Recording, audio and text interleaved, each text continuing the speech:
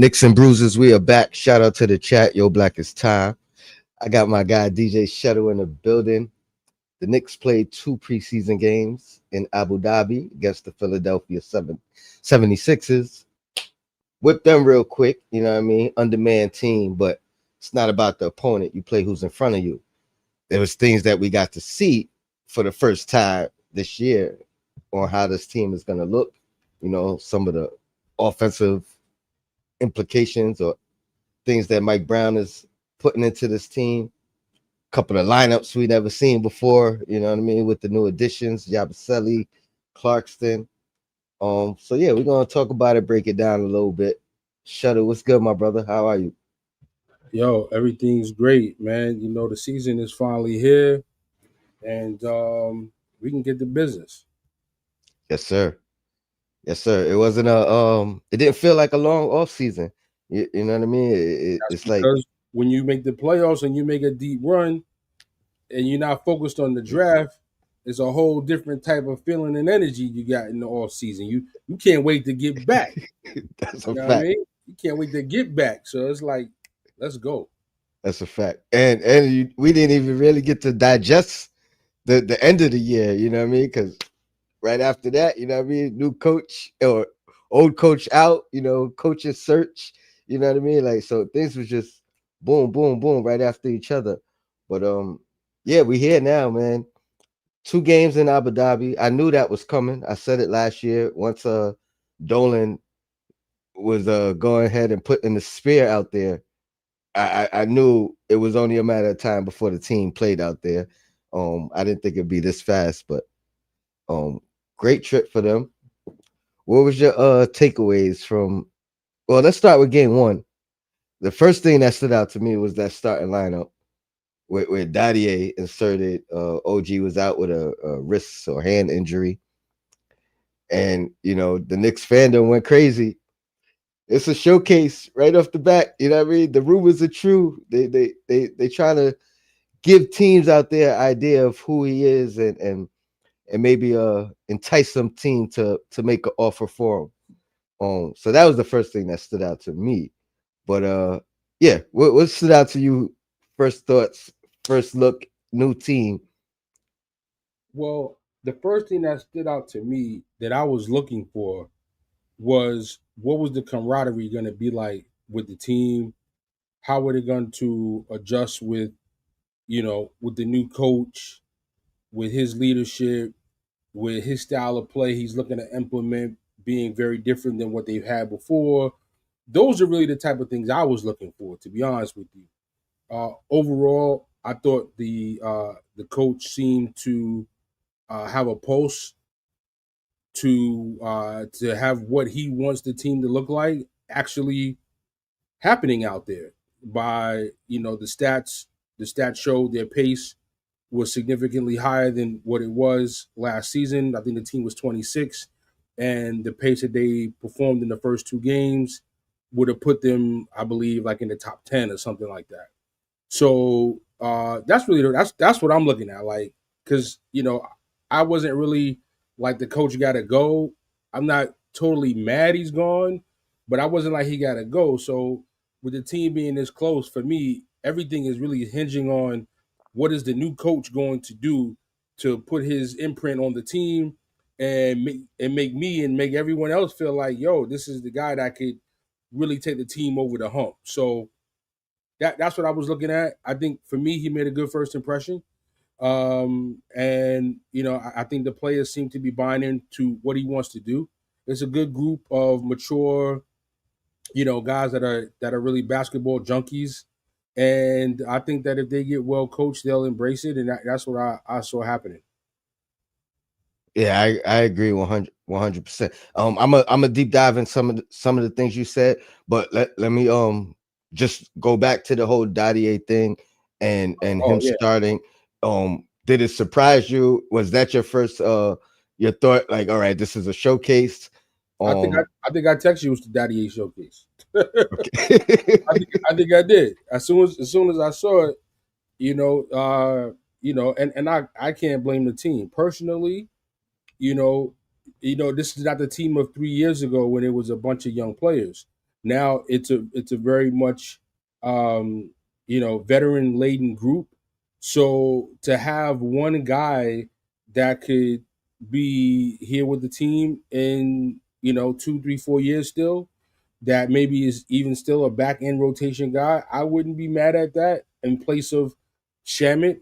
I like Brogdon over Shamit because I think he's better at playing the point, which is much more of a necessity. I didn't really feel or see the need to bring Shamit in. I felt like Clarkson was his replacement.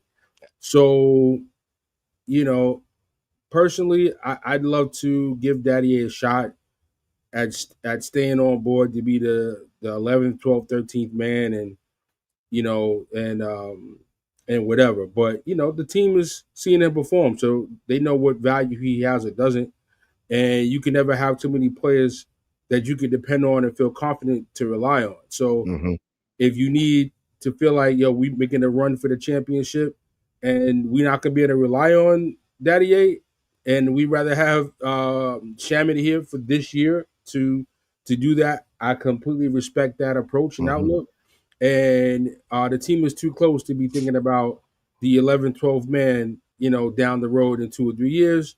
So, listen, do what you got to do, pull a plug if you must. But, you know, I don't think it's, for me, it's not like, if it doesn't happen, I'm like, what are they doing? If it happens, what are they doing? It's not really a needle mover in a major way for me either way. So, right now what's the term they say? We I don't want to say no, beggars can't be choosy, but you know, a little nitpicking, I guess it Yeah. maybe it'd be a nitpicking move, commentary either way. I think like I don't think there's really I a strong enough argument either way to really even push it. I think you're spot on. And I'm just gonna double down on your sentiments because initially, my when the rumors were out there of Kolick or Dadier or whatever, like we're gonna make this move and trade one of these young guys. Initially, I didn't want it. Like I had trepidation against both either one of them. You know what I mean? I thought it was nice to have these young guys waiting in the wind, etc. Down the line. And then Dadier specifically, I really was like, all right, he gives us some length, something that we don't really have on this team. A lot of 6'4", 6'5" guys across the board. Um, look, you want to chime in? We do have my brother Diawara, We do, we my do. guy, and I'm gonna and, get there. and that's what makes me feel a little bit more Yep. like, because I feel like he's actually able to play more right now than Daddy A can. You still in my thunder. like that's exactly where I was going. Like initially, I'm like, all right, he has the size. You know what I mean? This is second year under his belt. Let's continue to develop him. I had some. I didn't really want to do it. I'm like, I was off Shamit. I agree. I thought Clarkston was the perfect like replacement for Shamit, and Brogdon is a much more needed asset on his team given the skill set. Obviously, the health and the long term health is always going to be a question with him. But I always felt like Clarkston was the replacement for Shamit. Why give up a young guy essentially to bring in another 10th, 11th guy on the team? Because we are currently that stacked anyway. You know what I mean? If Shamit and Brogdon's on the team, one of those guys is the 11th guy. You know what I mean? So it's like if we're talking about the 11th guy, why not have that be a young guy? But it settled in on me, and I looked at it from that same perspective. We're trying to win a championship, right? How much is Dadier gonna help this team, even if given the full opportunity immediately? You know what I mean? I don't know if he's ready. I don't know if he's ready from what we've seen, obviously given in the preseason. I don't know if he's ready from based off what we've seen from last year. I think he still has a long way to go to be a true rotational guy. So settled in, and I'm like, I'm okay with it. I'm okay with it 100% if they do it. I'm not pushing for it either way. What I will say is it was eye opening for him to start. You know what I mean? I'm like, okay, they're trying to give other guys, other teams around the league, a clear look at what he could do, see if they gauge his interest, see if they can increase his value and move him. And I'm like, all right, well, this thing might be happening. So I'm all for it if it does go down. It does him making more money than Kolek would open up a space down the line for a 15th um rotation, a 15th roster guy, similar to what we did with Shamit. Um, so I could see, you know, Garrison, what's his name, the other shooter that's been showing Matthews. out, Matthews. You know, I could see him, you know, being brought along down the line in February if we're able to move um Dadier as well. So it opens up the door, and we've seen him do it. So I could see it going down that way, you know, in the future. So yeah, Maybe if it happens, I'm with it. maybe the team was trying to get their own assessment though. That's fair. You know That's what I mean? fair. I'm looking at it from the team's perspective as well. It's like, all right, well, what do we really have in this guy? You know, Mike Brown is new. He's a new coach. You got somewhat new coaching staff. And if I'm the head coach, like, all right, I got a young guy. He's what, 20 years old. Let me see what this guy can do. He's probably not going to be top of the rotation, but if I need him, let me see what he can give me. Now here's the flip side. Another thing you mentioned about Diwara. Tone gonna have trouble with this guy's name. You I said know, I know. you said you was just gonna call him Muhammad, Muhammad. right? Yeah, Muhammad Diawara. Diawara, Diawara. Yeah, Diawara. Muhammad Diawara. The thing about him is I could see him as a viable replacement for Dadier in whatever spot he was potentially going to have on his team anyway.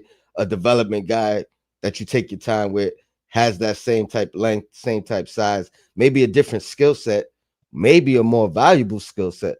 And that's the question I wanted to ask you. Head to head, Diawara, Dadier, and it's funny because I believe they're friends. But if you're choosing between those two guys and the upside, what's your mindset with that?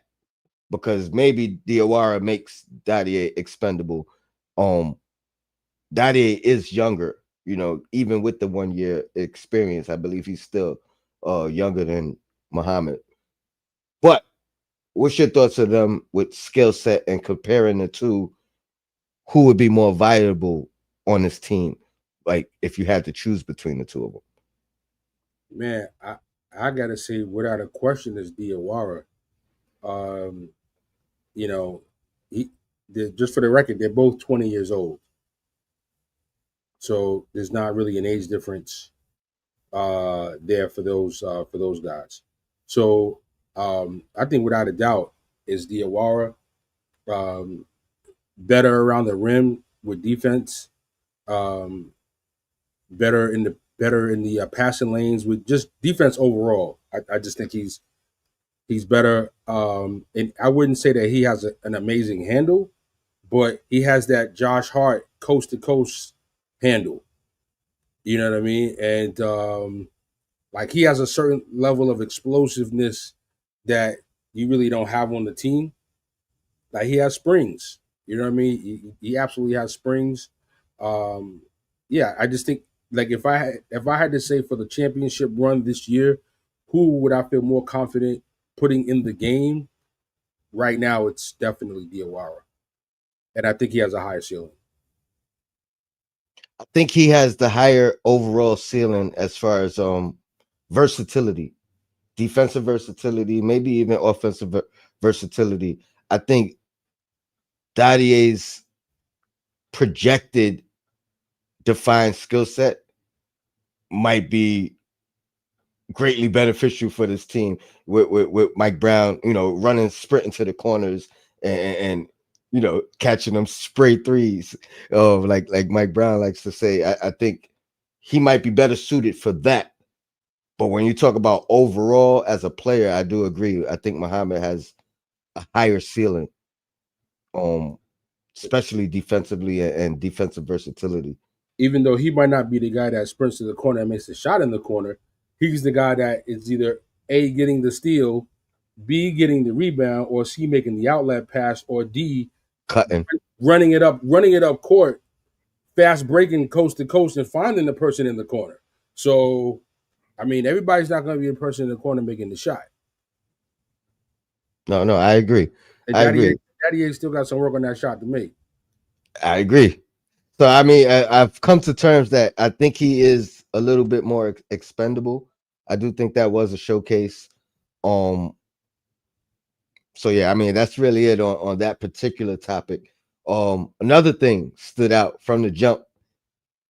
My guy, Mitchell Robinson, in that starting unit, right? You know what I mean? And then it was back to back games. Now, granted, Josh Hart, it looked like he tweaked something and he wasn't available game two, so that might have solidified that Mitchell Robinson not, him not experimenting with a different starting lineup. You know what I mean? But my God, Mitchell Robinson, he looked like he's still playing in the playoffs, right? You know what I mean?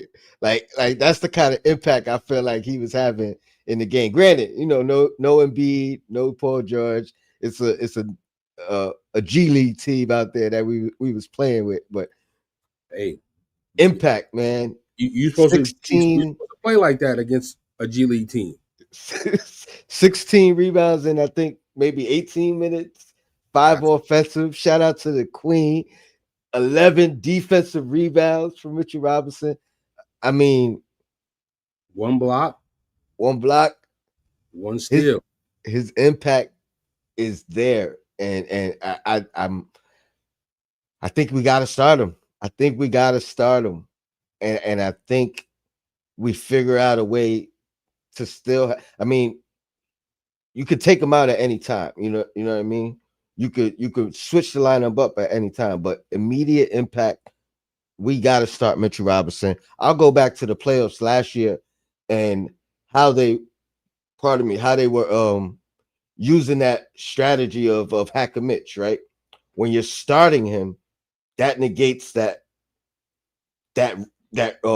strategy from the beginning because you're not you get to the bonus. Exactly. You're not going to put yourself in the penalty. So again, when you're starting quarters and you know what I mean, I think it's vital that you get what you can from him at that time anyway. You know what I mean? And then if you're not in a penalty late in the game, that opens up the door for you to utilize them late in the game. But that's one way to kind of negate that from the beginning. You know what I mean? Now they got to be extra strategic when they utilize that strategy. And you get that impact from the jump. You know what I mean? And then you make adjustments as you go. But me and you, we go back and forth from Mitchell Robinson all the time. You always give my guy a hard time, and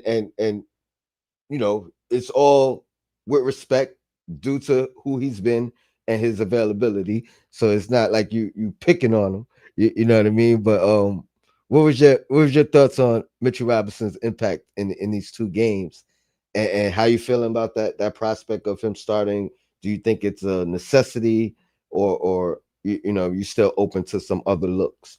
And shout out to the chat again, man. Appreciate you guys jumping in and listening to the conversations. I'm reading the input in the chat as well. Yeah, Mitch. I mean, game one, 16 rebounds.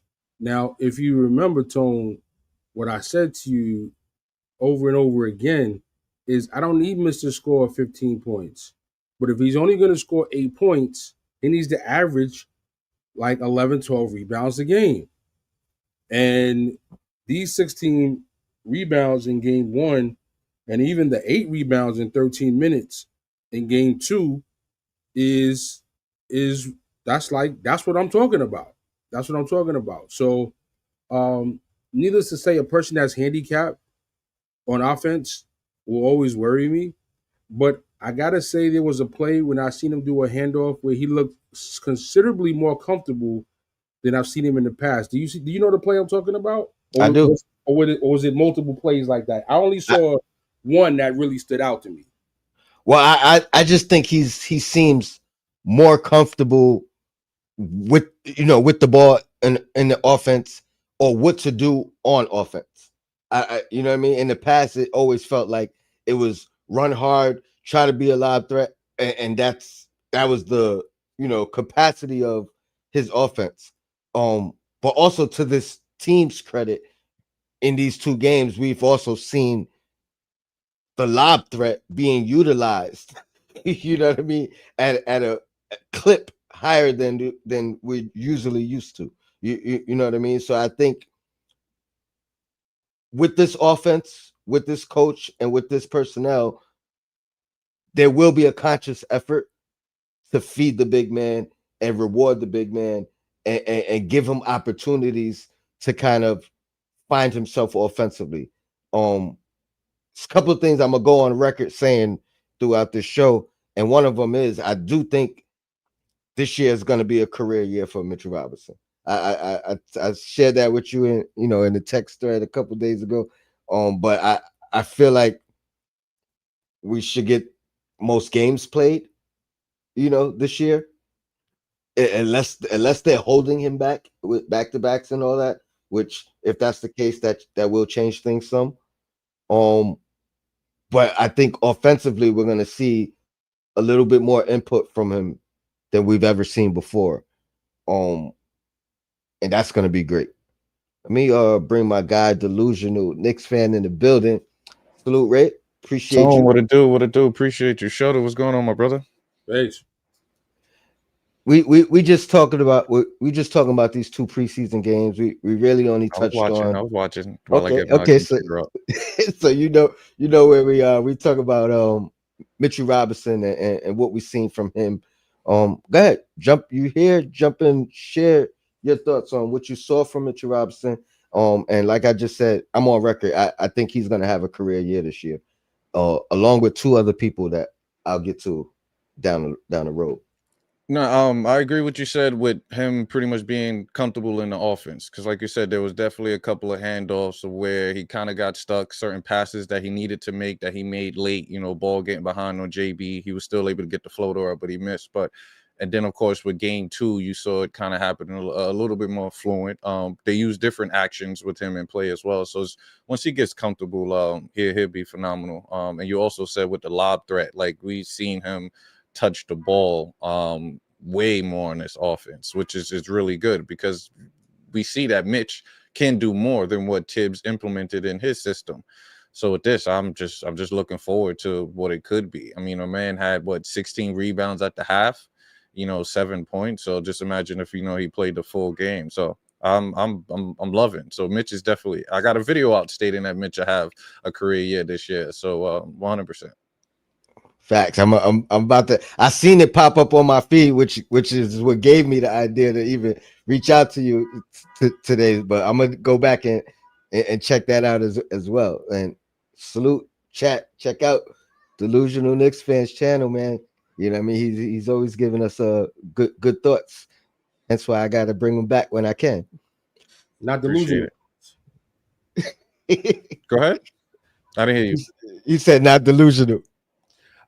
I have those takes. I can be delusional in certain takes. I think my delusional take this year is the Knicks averaging 140 points per game. I kind of said that on Queen's show, obviously joking wise, when we haven't seen the offense yet, and I spoke about how the faster pace that we're going to play. And I said, he wants to play like the 7 seconds, not necessarily 7 seconds or less that the Suns did, but just that with a little twist on it. And when we saw the first game, he was like, they played at a good pace, but he wants them faster. So I truly believe that he wants. I mean, we saw JB score with like 23 seconds on no 22 seconds on the clock. That fast break got it up real quick.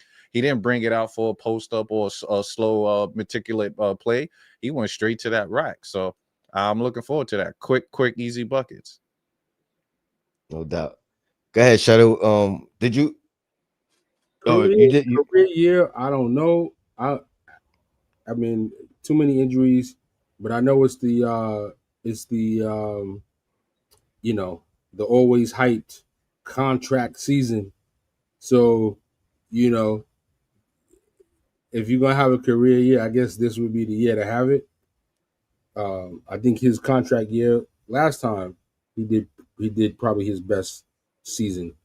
So that's what all these players do. Contract year, have your best season. So, I mean, are we going out on a limb with that take? I don't know, but new coach looking to implement it more into the offense and the chance to start the season healthy. I think that puts him in position to at least get off to a great start. That's fair. That's fair. Let's move on to Mikal Bridges, who I'm not gonna go out and say he's gonna have a career year, only because I haven't went back and looked at his career statistical stats. But I will say this: most beneficial from Mike Brown's arrival is gonna be between him and Deuce. Who benefits the most in the change in the coach? Like, it just seems like he's a different player already, right? Um, him attacking the rim a little bit differently so far in these two games than I've seen much of last year, in the entirety of last year. Um, a conscious effort that he spoke about getting to the line, which I thought was a something that he shied away from in last year and pretty much throughout his career. So I think that's that conscious effort. But he just looks so comfortable. He looks like there's a weight lifted off of his shoulder. Like he don't look like he's thinking about 5 first-round picks being attached to him, and the pressures that come with that. It just seems like there's a weight lifted off his back. And I think he's gonna have a real solid year. And I think a lot of it is going to be due to the changes that are implemented in Mike Brown's system compared to Tom Thibodeau's system. Now, I will say this in Thibodeau's defense, all this was on the fly. You know what I mean? He was trying to implement things, or maybe not implement things, and just live with what he was comfortable, and he knows that works. Mike Brown has an open floor plan to kind of shift things in any direction he really wants to do. You know what I mean? He doesn't really have a track record with this team of, all right, I know this works and I've been successful doing this. I'm going to stick with this. You know what I mean? He has that luxury of being able to push things forward. But what would you guys see from Mikal? Anything stood out from you? Do you think um he's going to have a great year based off of Mike Brown's arrival? I would agree with you that he tends to benefit from the the style of play that the coach wants to implement. More movement, more fast pace. I mean, if anybody's in shape to get up and down the court more than anybody on the team in the starting lineup, anyway, it's definitely Bridges. Just since you brought it up, I'll just share his best numbers were after the trade from Phoenix to Brooklyn in the last 27 games. He averaged 26 points. He actually got to the line 6.6 free throws per game, and he shot 89% from the foul line. He shot 37.6% from three, and he shot 47.5% from the field. Averaged 4.5 boards, 2.7 assists, and one steal per game. So um, Did you say 6 free throws attempts? 6.6 free throws, and he made 5.9. I mean, he was going to the hoop when he got that trade to Brooklyn. It was like, what, y'all traded me? And he was like, he unlike I guess maybe the weight of 5 picks, it was more like, oh, word, okay, y'all traded me for KD. I'm gonna show y'all why y'all don't got to worry about that because I could ball out. Let me show you.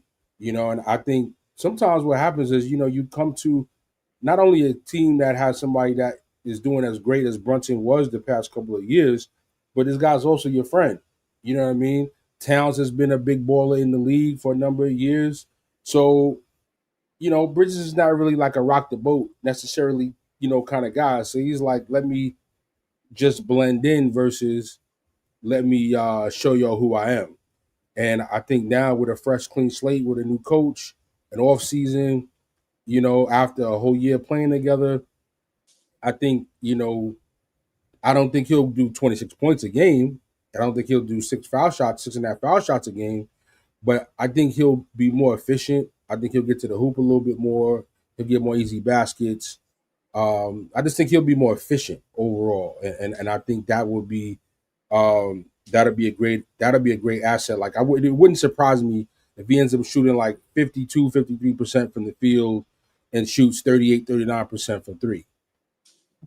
Man, if we could get 6 free throw attempts a game from Mikal Bridges, that is a game changer. I don't know if he'll get to 26 points a game, Nah. but if he could get 6 free throw attempts a game, that changes everything because that was lacking last year. Get to the hoop.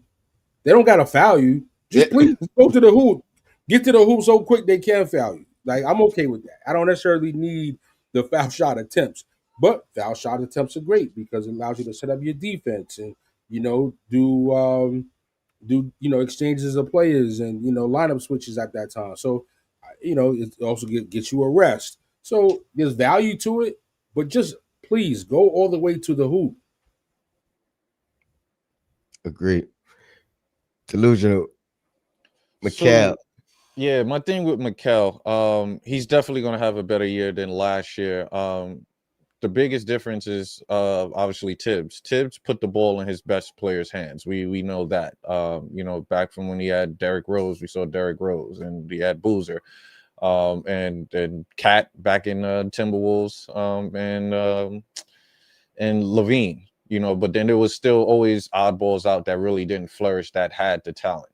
So when he came here, JB is the main guy. Cat is the main guy. So he got his here and there. Attacking a basket for him is going to be very pivotal. Like you said, you're getting easy buckets by attacking. You're putting the other team in foul trouble. Now they're not playing aggressive defense. So that will change the landscape for him this year. When he was in Brooklyn, he had the ball in his hands for him to create and for him to officiate. So in Mike's Brown offense, as you can see, they do a lot of guard-to-guard handoff at the top of the key, and that's all for JB to read that action, and it's for Mikal to read that action. We saw a play where JB faked it and went to the rack. We saw another play where he actually did the handoff, and Mikal had to stutter step on, I forgot the Philly defender, but he was able to get to the rack and blow past him and get to the finish. We rarely saw that, with Mikal attacking downhill under Tibbs' offense. So he would definitely have a career year as far as just his numbers going up, him feeling comfortable. But we can't forget, he definitely get burnt by Tyrese Maxey in game one a lot. He's still the front line of our defense. So the defensive end, it's where we kind of really need him to most. I'm going to be honest with you, because he's always going to either guard the quickest point guard or two guard that's out there. Brunson's either going to be in a two guard or the small forward. So I think defense, Mikal needs to have that initial, like, all right, let me lock up, because the offense is going to be there, particularly with this offense. But I think it would be better due to the fact that we got multiple players now that's going to play. So he's not going to be burnt. He played the most minutes in the entire NBA. So that's something where he could have more energy to produce. So not a career year, but maybe a career year on a defensive end due to the fact that he can exert more energy on that end, and hopefully lock up these guards. That's a good point. Good point. And we need that because that was one of the underwhelming things from him last year. That was one of the reasons why, I had an argument to start Deuce because I just thought he did a better job at that. I thought Mikal did a better job kind of guarding up than he did guarding down. But it could have been due to exhaustion. It could have been due to not getting these breaks periodically throughout the game to be able to, and that could have also dampened his offensive output. You know what I mean? Having to solely focus or focus more on defense. So I agree. And we switch a lot now too, as you can see. So that's less energy that you're exerting because Tibbs wanted you to, he wanted you to get up under that screen and stay with your defender. That's tough. Rather, if you want to switch, bro, switch. We can trap. Like, granted, you might have Brunson on a big occasionally, but then you trap, get the ball out their hands, and then you facilitate rather than trying to get up under that. So that'll help out as well too.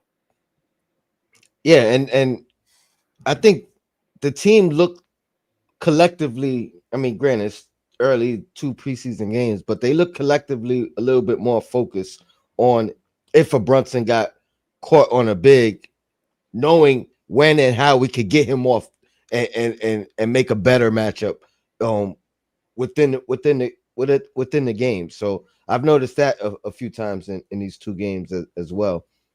The third guy I want to talk about as far as So before you yes, jump, can I stick on Macau for a moment? absolutely. I want to make a delusional take. Let's do it. Can we please stop with the Macau Bridges is playing so many minutes thing? Can we please stop with that? Can we please stop? Elaborate, my brother. Elaborate. All right. I'm just gonna go to where the numbers are. 22-23. He played 56 games in his pandemic season. He averaged 36.4 minutes per game. He scored 17 points per game. This is before the trade to Brooklyn. Then after the trade, he averaged 34 minutes per game. The following season, he averaged 34.8 minutes per game, 19.6 points per game. Like, listen, I went back. And granted, I understand the pace might be a little bit more, but I'm sorry. Guys were averaging, like Michael Jordan averaged 37 minutes at 40 years old in his last season. Like, yo, can we please stop? Can we please stop this thing with the minutes? Like, you guys are wearing better sneakers. You got trainers. You got personal jets. You're playing less back to backs. You're barely practicing. You got special dietitians at the facility. Can we really stop? Can we stop? I think there's a medium. I think there's a middle ground because I think the fact that he led the league in minutes is a fact, right? So you can't dispute the fact that he Okay, did. But but then but then it also became if the minutes were 33 minutes, if the minutes were 25 minutes and you lead the league in minutes, the statement you led the league in minutes, that part, it's more about the minutes. To me, I've watched teams and players play 37 minutes a game, 36 minutes a game, and like there was never a thing that we never said, yo. In fact, it was the opposite. If they sat down for 5 or 6 minutes a game, we used to be like, yo, why are they sitting so long? Why don't they put them back in the game? that's fair. I played the game and I Old never school. wanted to come out. I was never in the NBA, obviously, but my delusional take, I never wanted to come out the game. So this whole thing where the players got to sit down, I don't know, man. Like I get out the house, I bowled all day. If my team didn't lose, yo, you win and you got some water, you had a drink, you might not even have nothing to drink. You understand? But then you playing the next game 21, 30, 40 minutes. And I'm just like, yo, what are we really talking about? You can't be in the NBA and play 36 minutes a game with TV timeouts and all the other amenities and treatments that you get. And then I have to say, oh my God, the guy's playing too many minutes. Listen, I think there's a middle ground. Let me just So shout out I was just about to say, Cody. can you put up Cody's All, all minutes aren't created equal. I agree with this. So this with Mikal Bridges in particular, right, and his role on the team last year, the fact that he's tasked with guarding the fastest offensive guard night in and night out. I think those things, like his job, made it so that he might have could use a extra minute here, an extra minute there of rest because he's tasked with the defensive assignment. We had the offensive expectation that I don't think he necessarily met last year. So I just think the combination of the minutes and the role, you know what I mean, that stuff starts to add up. I agree with the things you're saying because I think some people minutes police. I'm not trying to be that. Like I agree, some people went overboard with the minutes and monitoring and things of that nature. But I also think leading to the coach being fired. and the good thing is this Which time around, that's my I think on all of this. this time around, whether you don't think we had the personnel last year, which there is an argument for that, this year there is no argument for that, right? Like we're the depth is a strength and not a weakness. So he should have the Yo, opportunity who do we want Tibbs to play? Daddy A last year? listen. Again, I'm not making that argument. I said the argument could be we didn't have the depth last year Correct. for him to get the rest. You know what I mean? So again, I'm not a menace police guy, and I think what you're saying is valid, but I also think is valid, especially specifically when it came to Mikal. You know, there was times where and OG, to be honest, like because they had, if you want to give the lone assignments to be two-way guys, night in, night out, possession in, possession out. You know what I mean? Like they had to pick up slack for other guys on the on the team defensively, night in. You know what I mean? So name names. We talking about Brunson's lack of defense. Let's name names. What we doing here? We talk about Brunson. We talk about Cat. To be honest, but you know what I mean. So they had a larger task than the average guy night in and night out playing those same minutes. You know what I mean? Some guys play 37 minutes, 38 minutes, 36 minutes, but they only got to play offense. You know what I mean? Like they don't have that same task put on them to be two-way guys. So I just say I'm just putting context in the argument. You know what I mean? But I think both these could be true. Go ahead, Delusional. And you're talking about a player that hasn't missed a game since high school. That's wear and tear, my guy. And he's playing defense. And just to make a joke, Shuttle, because for me, I know you talked about your ball career and stuff, and I believe it. I played on both ends. I said, Shuttle, your game is probably similar to your hat. All buckets, baby. You probably all buckets. Nah, actually, I was a defensive defender. specialist. I was a point guard defensive specialist. Gary Payton was my prototype. Okay. So, but then you understand that then. I don't understand. I don't understand coming out the game. You gotta drag me out the game, and you gotta pin me to the seat to keep me out the game. Gotcha. You're not gonna hear a complaint Right. about, like, I'm gonna have to be sweating like, he needs a break. Like, it has to be that. You won't be hearing me like telling, yo, damn, the coach, man, yo, we gotta let somebody else play. I'm playing too many minutes. I'm just exhausted out there. You're not gonna. That's like Aisha Curry talking about, I didn't get a chance to be a hoe. Come on. Like, what are we really talking about here? So what we Like, doing here? What are we really talking about? Like, I'm not going to say it. Like, it might be true, but I'm not going to say it. So I'm just saying, that's my delusional take. Delusional's here. I had to give a delusional. We appreciate it. We appreciate that. All right, cool.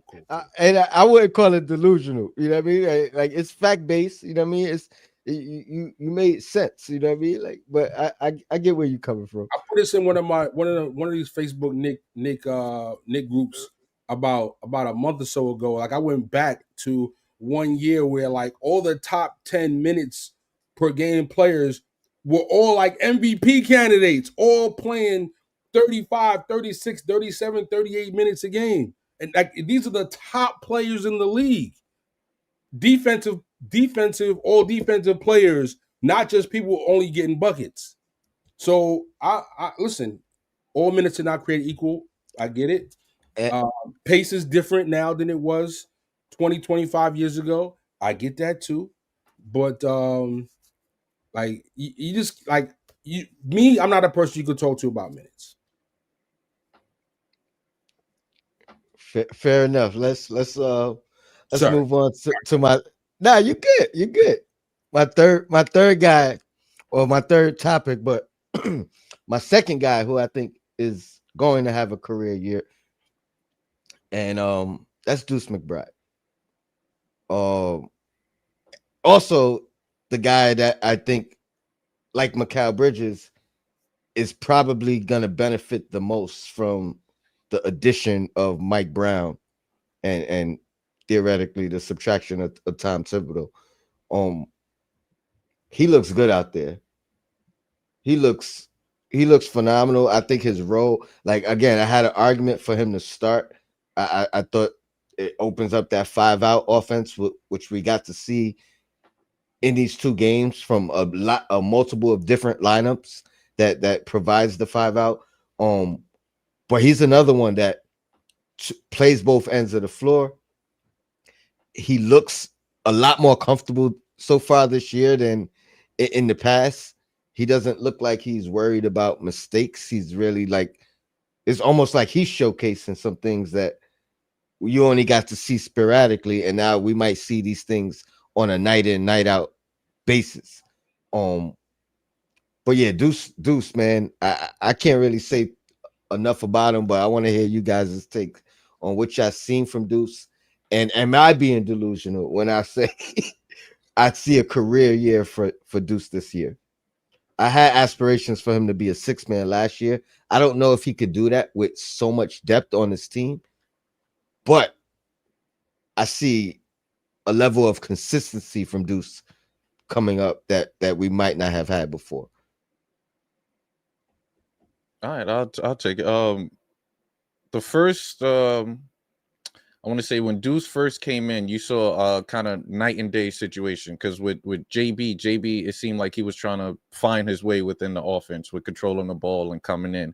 And then, of course, even though defense, we were kind of looking shaky. But as soon as Deuce came in, he was pressing. He was up there, came in, got his first 3-pointer with contested, then came in, got the fadeaway jump shot in the middle. And it felt like he caught the offense quick. And remember, going into the season, he was excited about the offense and the opportunities that can create for it. So you can and the first preseason game, he played the most minutes. So right there was like, okay, coach felt comfortable with Deuce. Deuce felt comfortable out there. He was attacking, playing great defense. So I truly believe, and I think what his career year was, I think like either 10 or like 9 point something for Deuce. So I think he easily can average more points. And defense, he's going to be great, and he's healthy this year. That's another thing. We see with Deuce healthy, he's clearly shooting over 40% from the 3-pointer line and being aggressive. So it's a major year for Deuce. And remember, we all thought that Deuce was going to be on the chopping block from that first game. Instantly, Deuce ain't going nowhere. He chopped that block early. So he's like, Deuce is going nowhere. So I think Deuce, we always talking about Clarkson being a 6 man. Nah, I think it's Deuce, man. Deuce might be the 6 man for us that really, statistic wise, have those numbers. I mean, I don't know. I can't really see half the team having career years, Tony. Like you got half the team. I got Deuce. I got Deuce and Mitch. Nah, I got have a career years. But let's just let the numbers do the talking. Last year, Deuce played 24.9 minutes per game, and he scored 9.5 points per game. The prior year, he shot 41% from three. Last year, after a slow start, because he was definitely, he's definitely throwing a brick party, but he ended up at 36.9, which where we wanted to be higher, but it was respectable, not the 25. Yeah, not the 25 and 29.9% year 1 and 2 that had us all shaking in our boots. But I don't really see how he plays more minutes. And with so many people to feed the rock to, it's hard for me to really say he's going to necessarily score more than he's already at 9.5. Like, was he going to jump up to 13, 14 points? I don't see that happening. I just think it's tough because I don't know. I just think it's tough because Clarkson is a beast. So, I mean, everybody want Bridges to not play so many minutes. So, like, what's going to happen? You're not going to really necessarily put Deuce in for Bridges, but maybe you could. Who knows, right? If you got Mitch in there at the same time, and that's one of the things that I did love hearing, which is the interchangeability that the coach spoke about, and I think Towns even spoke about it. Like, I used to know exactly this is what I was going to be, but now, today it might be more at the 4, tomorrow more at the 5, and that's good. It keeps you prepared, keeps you ready, and keeps you thinking the game, not just being on autopilot. So I don't know with Deuce, with Clarkson, with Hart, not to mention Shamit and Brogdon. Like, for me, it's so many players to say that he could play so much that he's gonna have a career year. Now, to say will he have a very impactful year, I would say absolutely without a doubt. I mean, he looks extremely comfortable, and unless if the team decides to cut Shamit and not keep him, which I think is unlikely. But if this is what happens, then I think Deuce may be able to keep minutes close to what he had last year. But I just find it hard for him to find 25 minutes a game. What was it, 24 minutes a game? 24. 24, yeah. I Yeah, don't think his minutes go up. I don't think his minutes go up. I agree with that assessment 100%. I do think, like you said, his impact goes up. I also think when I talk about the benefit of the change in the offensive philosophy, I think that opens up the door for his scoring to actually go up, even just because of the way he's being utilized. That green light that seemingly everybody is going to have on his team. Um, I just think there's and, too many players that can and, score. It's just not going to and, be easy for him to really catapult what he did. well, here's a delusional take, and we can stay on Deuce, but this kind of ties in to my thinking. Um, I talked about these guys who are going to benefit the most from Mike Brown. I do think Jalen Brunson and Cat have the biggest adjustments with the addition of Mike Brown than anybody else on the team. And I expect, you know, their numbers to not necessarily, to potentially go down a bit. You know what I mean? That could be based off us winning and them sitting less. You know what I mean? That could just be on them being able to sit less. I expect their minutes to actually go down than from what it was the previous year, and so them playing less, and I'm not saying a significant jump or their numbers going down, and I'm not saying that because they fell off a cliff. I'm saying because other guys are going to be utilized a lot more, their numbers are going to go down a little bit, which is going to open up the door for some other guys to kind of shine more in moments, which is why I do think guys like Deuce, Mitchell Robinson are going to have career years because collectively everybody is going to have their turn night in and night out. And Brunson, you know, his numbers might stay the same on less shots. You know what I mean? Because they're focusing on trying to get him easier shots, trying to get him off ball some, trying to get him 3 dribbles or less, or whatever the case may be. All that in turn speeds up the games, gives more shot attempts, more opportunities. So it'll be spread out a little bit more. What do you guys think about that? I buy that. I buy that. That's kind of like what happened with the Cavs last year. Like, they had so many blowouts. Mitch's numbers weren't really Mitch's numbers. You know what I mean? And but guys like Mobley, were having better numbers, and some of the other guys off the bench. So, if the team's playing at that kind of pace and winning that many games and having blowouts, Bridges only playing 33, 32 minutes a game, and the minutes of police are feeling comfortable. Now we got Deuce playing 32 minutes a game, scoring 12 points. Yeah, no, I think Deuce will, not to be on the opposite of you guys, but I think Deuce will play slightly more minutes due to the fact that coach is willing to alternate the lineup. I think his style is pretty much he would have his regular lineups, but then adjust in game. If he see that something is working, he'd possibly keep it there until something happens. Like with Tibbs, he would still, let's say if Deuce got it going, he's still going to pull Deuce at his regular pull Yep. time and bring in an additional player that is just like, okay, well, Deuce had it going. Let's keep that rocking. Not to say that he shouldn't have. It's the starters coming back in. But I think that he's willing to let that rock out. And possibly in certain games start Deuce if injuries do occur. You saw one of the lineups where he had three guards out. Mm-hmm. OG and Mitch, Mm-hmm. and It was Deuce, Brogdon, and Clarkson. right. That's a crazy lineup. That's a crazy lineup. And I don't know if it was effective. I kind of saw it in spurts, but this is preseason. Maybe he's testing it out. Maybe it becomes a tighter lineup. But ultimately, when we see what the rotation is going to the regular season, what the roster is, honestly, because like you said, we didn't even see Brogdon really get significant, point guard duties. He was at the two for the most part, or I guess that three position when he was out there with Clarkson. So it's kind of up in the air, but I'm definitely looking forward. And it's more possessions. I think that's another thing too. More possessions where these guys are scoring in transition more. A lot of outlet passes that we saw.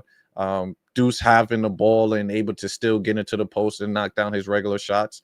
But the 3-point shots, we're getting 3-point shots up this year. And I think that's very pivotal. The corner threes, guys racing out to the corners. You got Mitch diving to the post. Dynamic offense, man. Looking forward to it. Yeah. Another edge that might get him, 2 to 3 minutes, additional minutes, is the fact that he's one of 3, maybe 4 defensive focused guys on this roster. We made some great additions. Those are going to be the last 2 things I kind of want to talk about. But everybody we brought in, defense is not necessarily their strong suit, right? Of the new additions, and really, we got Wingstop, who hopefully they can kind of live up to that name this year. This year collectively, we got Deuce and you got Mitch, and that goes. Those are our plus defenders, right there on this roster. Other guys, you might throw heart in there every now and again, but everybody else, you're hoping they could be at least even, if not just not a detriment defensively. So that could get them some more minutes. Anything you guys want to pinpoint as what stood out to you, and then I just want to talk about Yabusele and Clarkston, but before we get out of here. I could bring up the Hart situation. Where we're gonna find minutes for Hart. And mind you, Hart is our guy. He plays defense, aggressive, had a career year last year. But in this offense, shooting plays a major role, ball handling plays a major role, him being aggressive. That finger injury, I know y'all seen his shot attempts. Man hitting hard backboard on a 3-point attempt. The videos of him in practice, of him missing shots and face looking off with the confidence. Where are we going to see Josh? The back injury that was non-contact.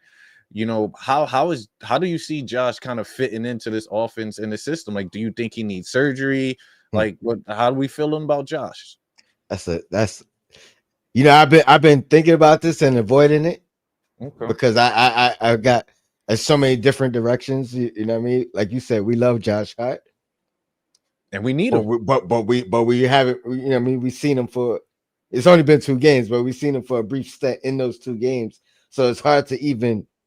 It's almost like out of sight, out of mind, and we're watching what we have available, right? But it does bring up some questions, similar questions that you just asked about the long term of you know what I mean. I don't think he loses a role or a spot, but I do think that's a valid question because I thought about it when he mentioned the injury. What's the recovery time? And are we deep enough that you could get that taken care of immediately as opposed to playing a full season and trying to work through this injury and it potentially being some type of a detriment, right? So it's like, are we deep enough for you to go ahead and get that taken care of now, and we welcome you back when you 100%, or are we deep enough to where we live with you working through it, and then you might just have to sit sometimes when it's not going, here and there. The good thing is in both questions, it's we're deep enough, right? Are we deep enough? Right. And so I think we are to kind of maneuver through it, whichever direction we choose. But based off what I heard from Hart, it don't sound like it's an option to get it taken care of right now. Mm. He's gonna deal with it and live with it and play through it. Hopefully, when he's playing, it's not a detriment.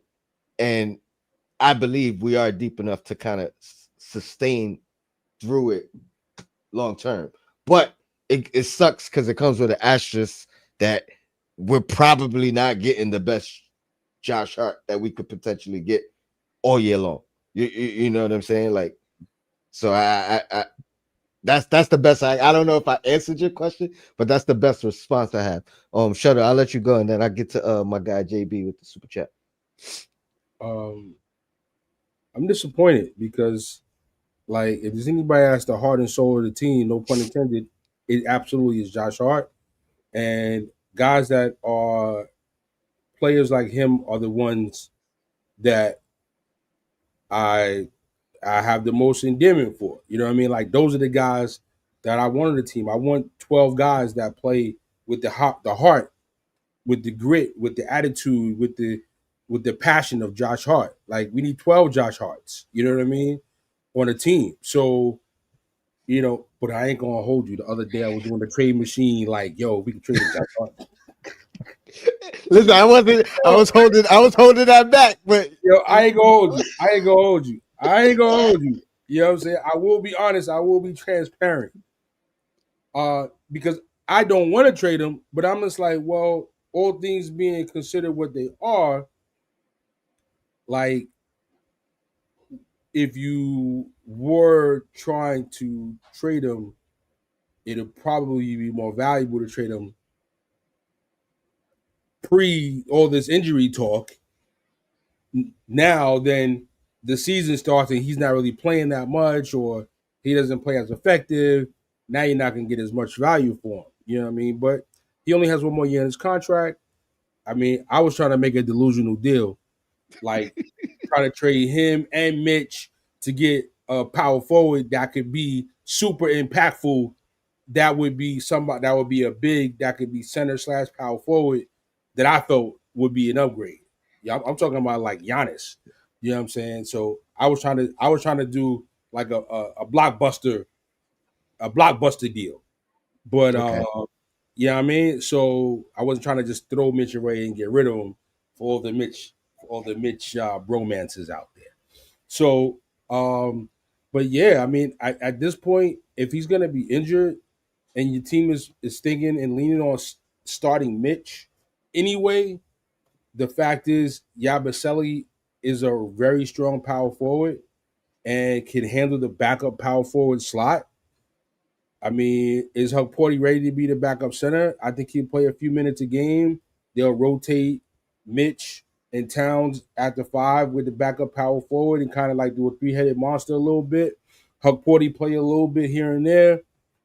I mean, if the players collectively enhance their dog, I mean, you might be able to get through it. And if I had to make a prediction, I'd say the injury is getting the best of him, and at some point, the team makes a decision that says, we gotta just go ahead and make the deal, and we gotta get your surgery done because you're not going to be valuable enough the way you're performing right now. And so that's going to be my prediction. And I mean, I could see that happening 100%. Like that's one of the worries. Like that's why if it was up to me, especially with all the rhetoric of um, you know, not not what was the term Mike Brown used about not chasing wins and you know what I mean? Take care of this thing now would be my So, so he solution. had the procedure. They said it was about 6 weeks recovery time. I guess maybe somebody hit it, he hit it, whatever. It's like it's not going to be 100%. It's going to be one of them things that every time you touch it, hit it, is going to be reoccurring pain throughout the whole season. If you have a surgery and you have a recovery time, like what's it going to take for you to be 100%? I mean, from what I saw, that could be like 4 months. Mm. So do we want to see him at the All Star break and getting ready for the playoff push? I Yes. you know Again, that's the argument rather than it get hit and get worse, and then now you can't wait. Now you have to get, what I mean? If something, God forbid, something happens and you have to get the surgery in January, and that's it's who now knows that what to fault. see. Now, yeah, you know what I mean? So that's my logic. Just get it, knock it out early, and we'll make do now as we can. That's a tough decision though. Um, but like you said, Shuttle, players want to play, right? Like so, you know what I mean. And God forbid we start blowing teams out, winning without him. He becomes um a guy that you could get rid of at that point. Like, I'll go back to Josh Hart on media day, quote unquote.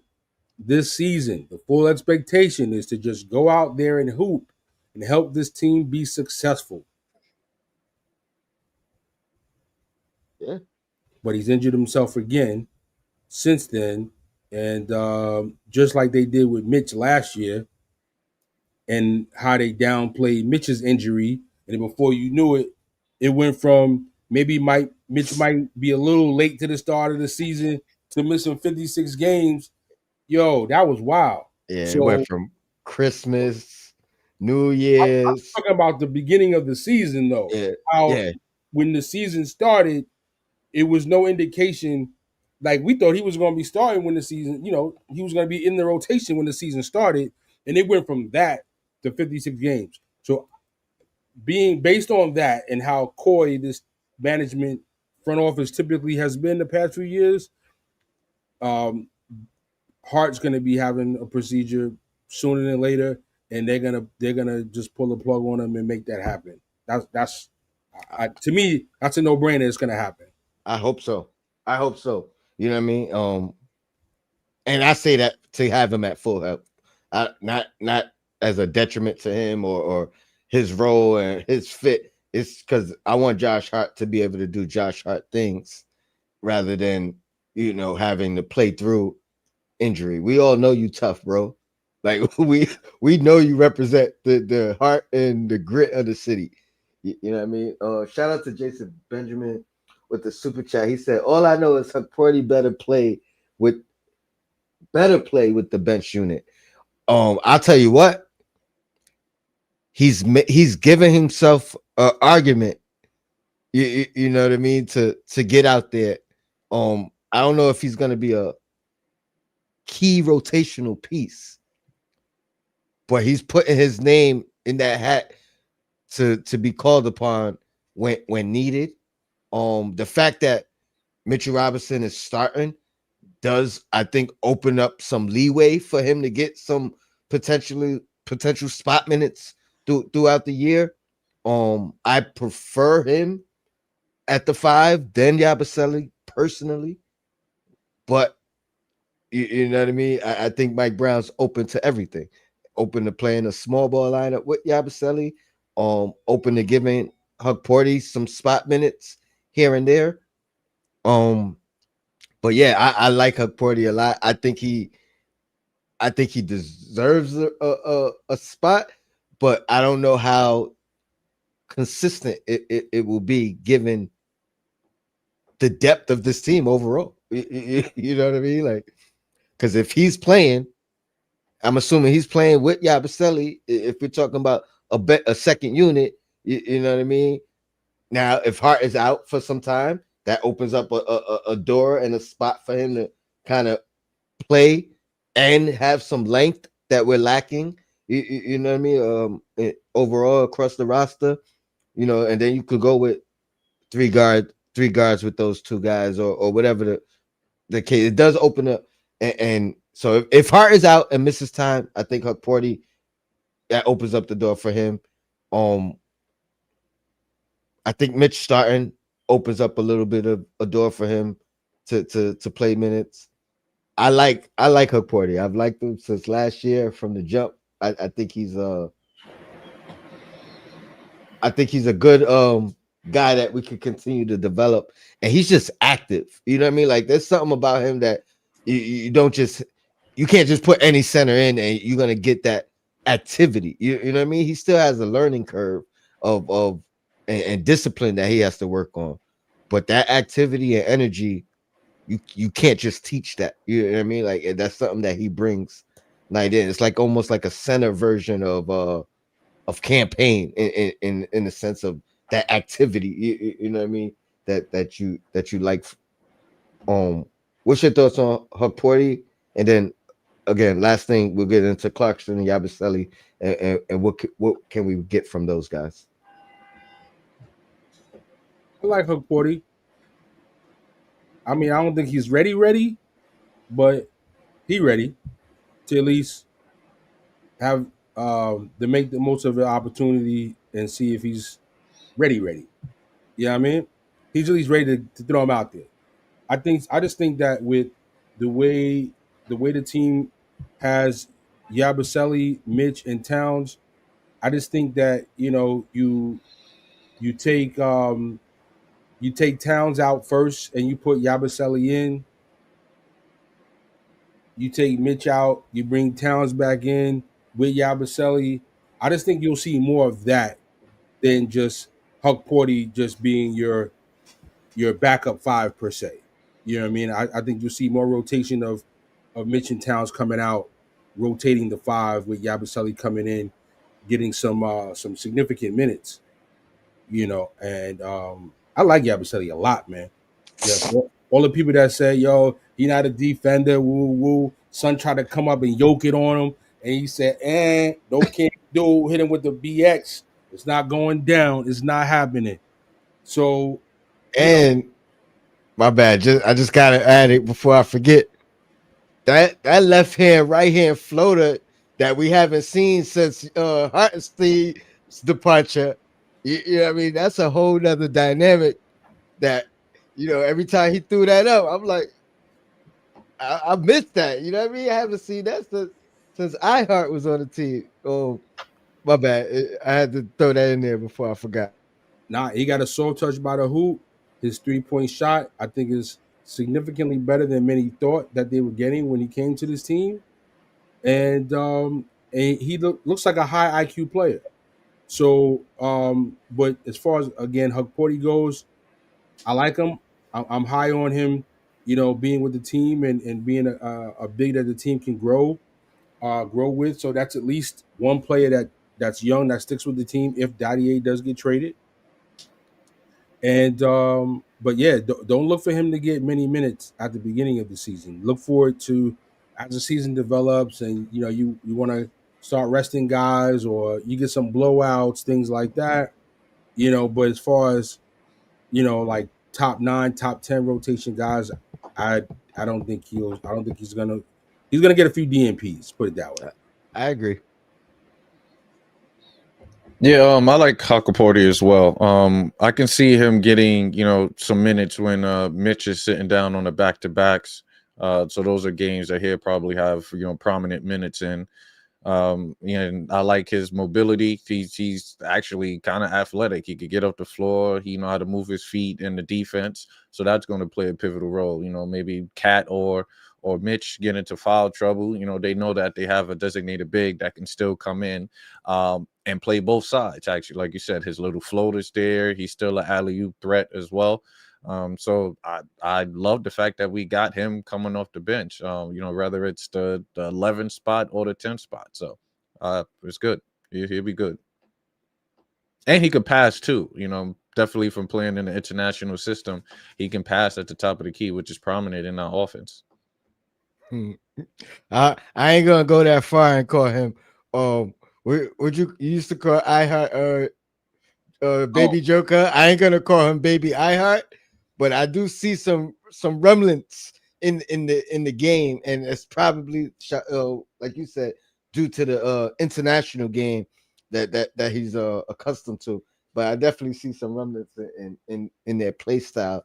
Um, Actually, a lot of remnants with iHeart and Hukporti. Obviously to a lesser degree. Um, he's 24, I believe, so he's probably the oldest of the young guys.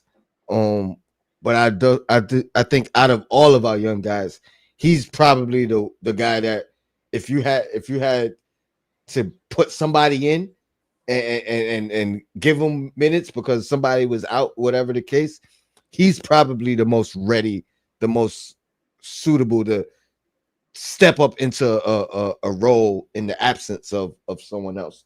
Um, Actually, that's without I'll say 100%.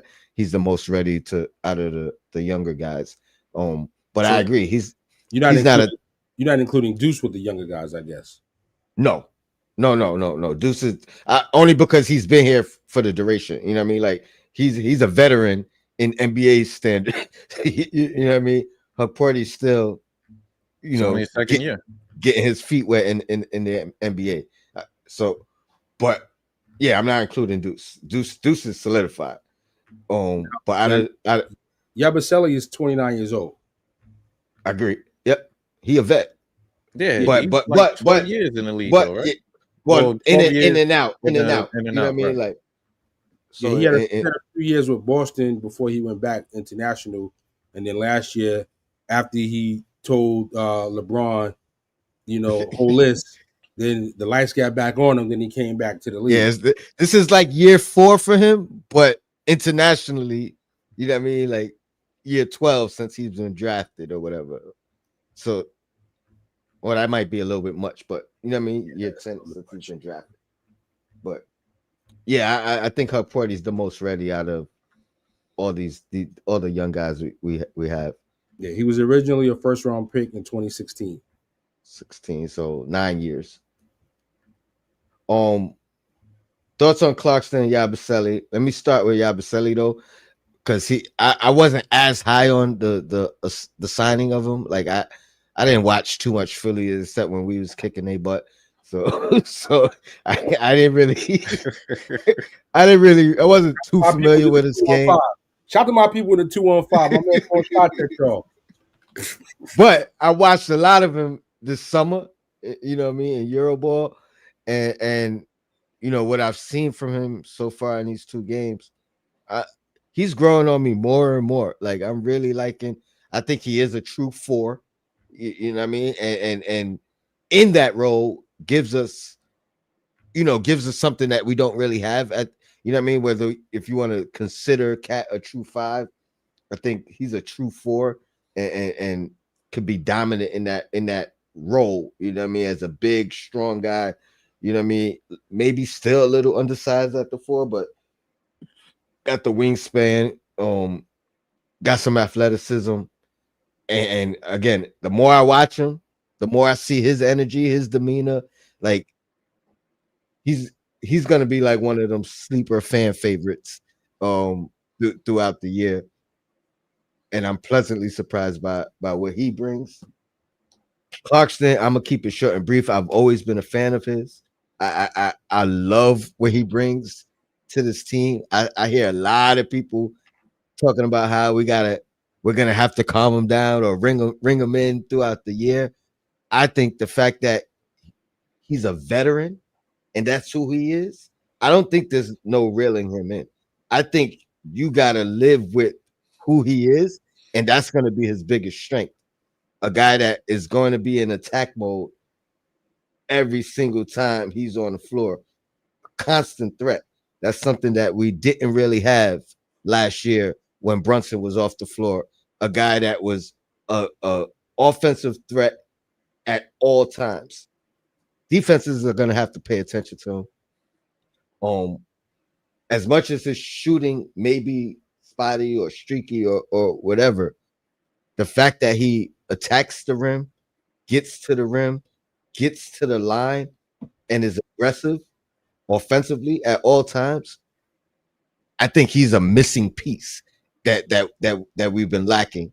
And as much as I think Deuce is going to have a career year, Deuce just has to be himself. Like he doesn't have to like kind of get more aggressive. Like he could play within his game. But I think the same thing on the flip side could be said about Clarkson. Be yourself. Don't like be aggressive at all times.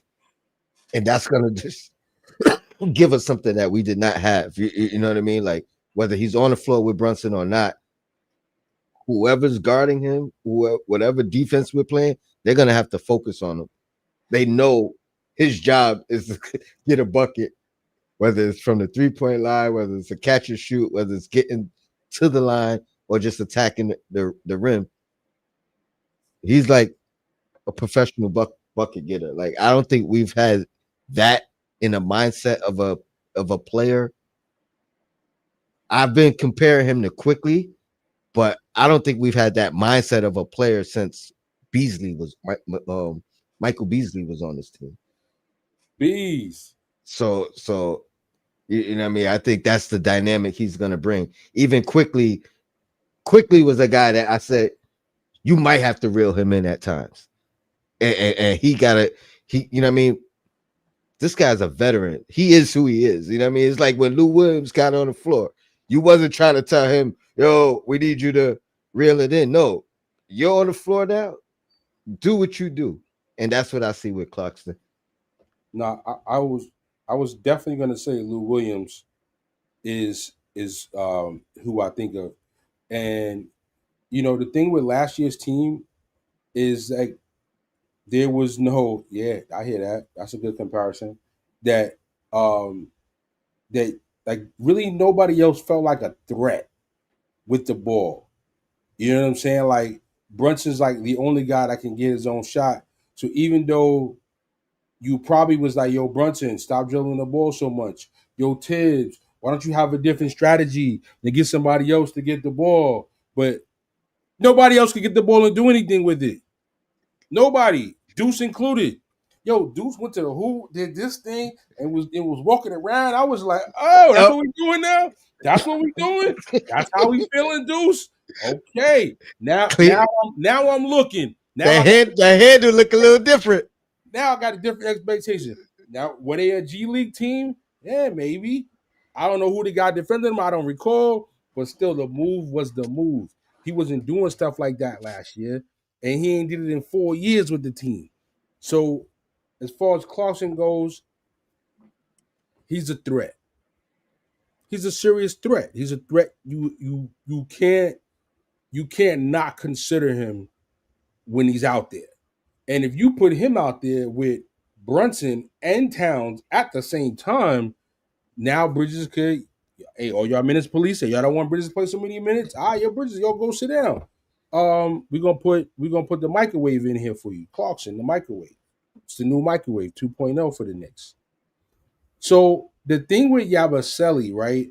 I gotta disagree. I don't think he's undersized. As far as a power forward goes, 6'8", 260. Like he's like, he's like the guy you need for Isaiah Stewart. Like it's gonna be Grizzly. He's gonna be tough, and he mentioned it. He's like, it's a tough team, yada yada. Yabusele's a tough dude. Like, I mean, he has the girth and the strength. When I Pause. yeah, what we really doing? I'm trying to wrap up this show. It's a family show, Tony. It's a family show. Hey. I'm gonna mute up. You hold on for a minute, Tony. This guy is the guy that has the height and the weight to throw himself around out there. Guys like Isaiah Stewart, he ain't gonna come just doing what he want out here, talking crazy. Like, if I was out there, it wouldn't have been like that. Now we got Yabusele. So let's see what happens when we see you, Isaiah Stewart, Ital Stu.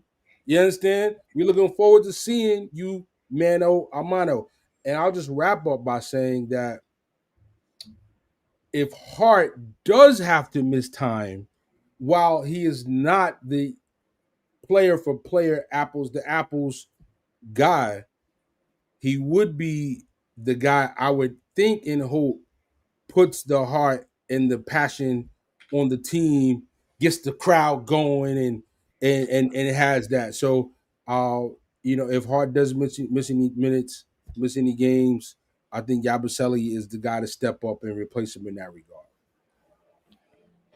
I like Yabusele as well. I want to say his stats last year could be misleading with the 11 points, 50% from the field goal, 38 percent from three, only because he played a bulk of that at the five.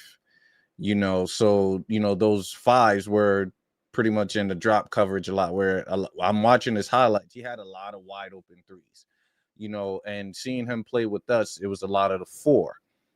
So obviously the fours will contest more, knowing that he's going to get those shots up, which is why I believe he's kind of shot poorly in the preseason for us. I would definitely like to see him at that five, especially when we play small ball. One of my delusional takes where I probably was one of my most viral videos is where I kind of said I want him to be the Draymond Green for us, to be that enforcer, be the one setting those hard screens. While Brunson is coming off of it, then playing the 1-2 game where he can either stretch and knock down that 3-pointer. So that's what I kind of see him kind of run for us when we play that small offense. And he was in the 95 percentile in fast break points. Like that'd be key for us. That's a main thing with us is our bigs kind of running the floor. So he's going to be a different dynamic than what we had at the 4 spot coming off the bench last year. And no shade to my guy Precious, because I actually enjoyed Precious a lot. So that's my take on Yabusele. He's going to be solid for us. And then Clarkson. It's tough with Clarkson because what I've seen so far is literally like that dude in AA, and let's just get these buckets up regardless of what scheme or offense we at. Is I'm gonna get my shots up, and not to say that that's bad. That's why we brought him here. You ranked last in bench points, so you literally went and got someone. But for him, I want him to kind of take it back to when he was with Cleveland, when they had that championship run. He played more of a unit ball. He knew he still got his shots up, but he was a little bit more efficient, and he played great defense. That's what I think we need more from him, because we're going to have a collective team. He's going to be playing with other players. He's going to get his shots up. Our team going to get our shots up. We're going to be pretty much top 10 in offensive efficiency and points per game. I truly believe that. So the points is there for him. It's let's focus on defense and still attack, but take better shots. He's taking those contested 3-pointers. Go to the rack like he did. And when he drew in the defense, was able to hit Mitch with that pass through for him to dunk like that.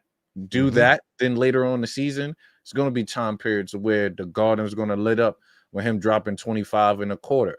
So there's going to be those moments. Just hopefully, I don't want his mindset to be he wants to do that every night. Well, to me, I think the difference, because I agree with you, and I think we'll probably get closer to Cleveland's version than we will the Jazz's version. But and to me, that's because of personnel. That's because of expectations. Right. That's because the team he's on. You know what I'm saying? So I think we're still gonna get a heat check probably every game. You know what I mean? But it's gonna be a balance. Even if you go back to his matter of fact, if you lock in on his last 2 years with the Jazz, even though he was putting up shots and putting up numbers, he was averaging almost 4 assists a game. You know what I mean? And that was out of natural ability, not him coming in and playing and being the facilitator. That was him making the right reads. So to me, it's really about that. That's why I say let him be who he is. Right. Because I think again, we're gonna have to live with them heat checks once again. You know what I mean? We're gonna have to live with a bad shot here and there. Every shot is not gonna be the right shot. Just he'll find that balance. I'm super comfortable and confident that he's gonna fit in well, and maybe even have a better impact than he did on that Cleveland team.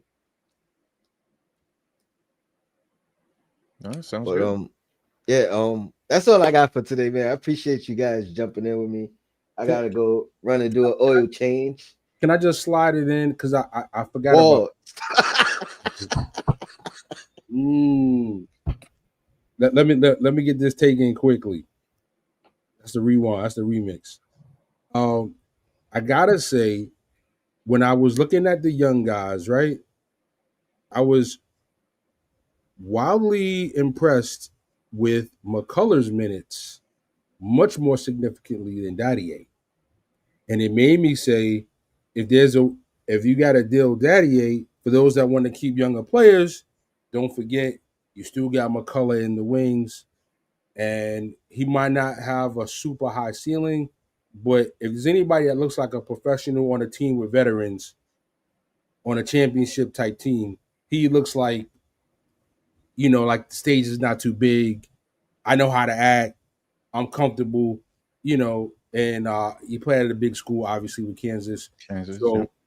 So let's not forget about Kevin McCullough, my guys. Let's not forget about him.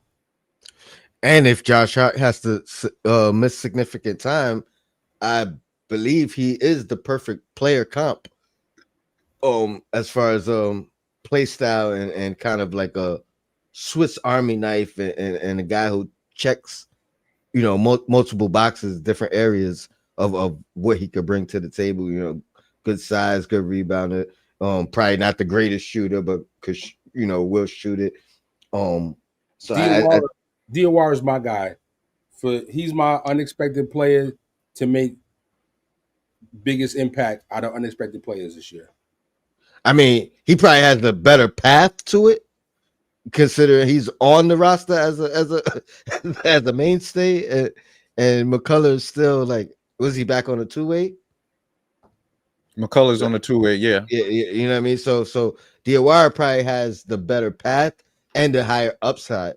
But when I'm just talking about just being ready, I think McCullough is probably more ready, and to your point, probably more ready than Dadier as well, and Kolek to an extent. But yeah, any last words before we get out of here? Last word is the last roster spot real quick. It's looking like Shamit and Matthews, and Matthews has been showing up for me. I'm actually liking what he brings, especially his shooting. But that is pretty much that shooting matchup. What chat, what do you think who they should go for, Matthews or Landry? Both of us knockdown shooters, but I'm impressed with what I've seen with Matthews. Here's what I think happens if we move Dadier. I think it is Shamit. You know what I mean? I think it's Brogdon Shamit immediately.